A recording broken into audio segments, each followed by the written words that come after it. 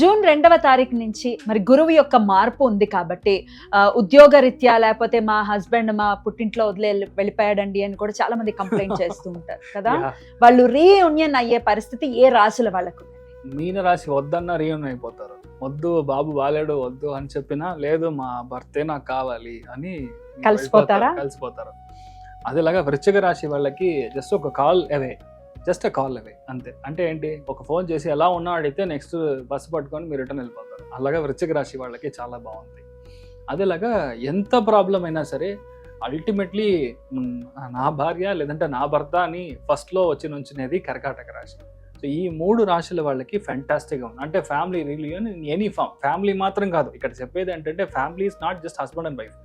అమ్మా నాన్నలో దాంట్లో కలిపే చెప్తున్నాం. అలా గురు కంజంక్ట్ అయ్యేటప్పుడు ఇప్పుడు అమ్మా నాన్నలు కూడా మీ యొక్క సిచ్యువేషన్ అర్థం చేసుకొని వాళ్ళు తీరు మీతో మార్చి they will be very good.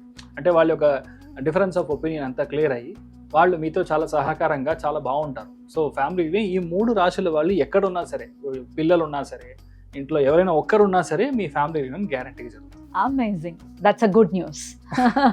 Thank you.